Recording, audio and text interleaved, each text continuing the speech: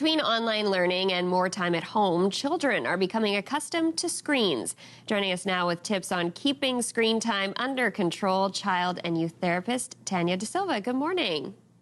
Good morning. Well, let's start with the issue at hand, the impact the pandemic has had on our kids' screen time.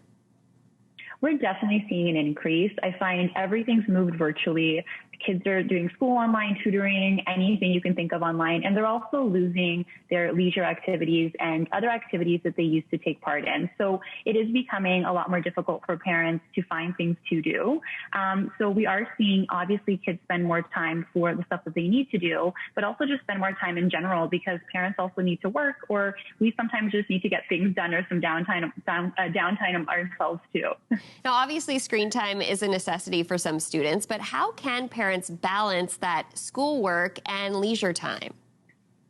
What we've been doing a lot with families is really looking at the needs versus the wants. So what do we need to do online? Let's get clear on that. What do you want to do online, and how can we use that as motivation? So we use a strategy called if I then. So if I get through my schoolwork, my tutoring, my therapy, then I'll get my own kind of free time to do as I please after that's all done. So we started playing motivation into it. But something that's also helped with families is looking at what was our schedule like prior to COVID, and how can we try and recreate that in a virtual setting? So if it is their therapy or their dance, trying to keep it online, even though it's not exactly the same, and even considering the social aspects of it. So if they typically had play dates, then trying to have a virtual play date, or at least sign them up for something that is interactive in nature and going to help them develop their social abilities.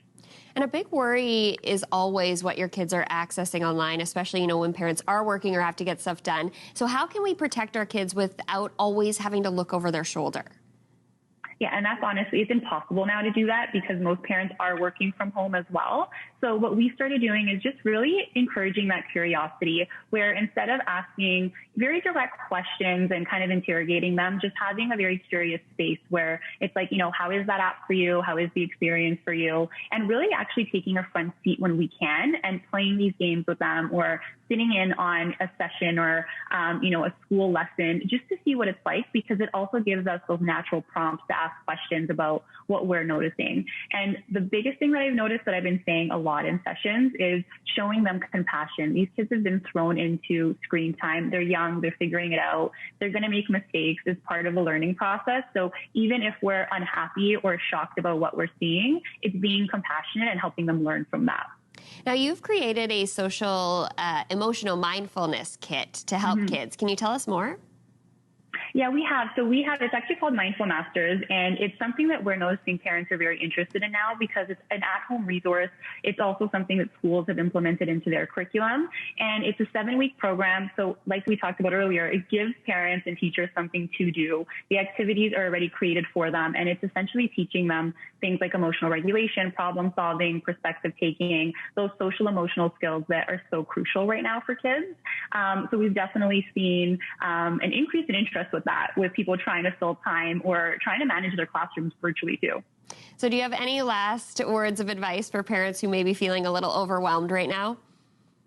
What I've been saying a lot is honestly just being easy on yourself and the kids, and even reverting back to, what did we do before screen time, and trying to implement some of those offline activities. We have kids that have started learning how to knit from their grandparents. They started, looking into gardening and other things. So it's going back to our childhood and thinking about what did we enjoy and what can we actually do with our family, just to get a little bit more of that face-to-face time in.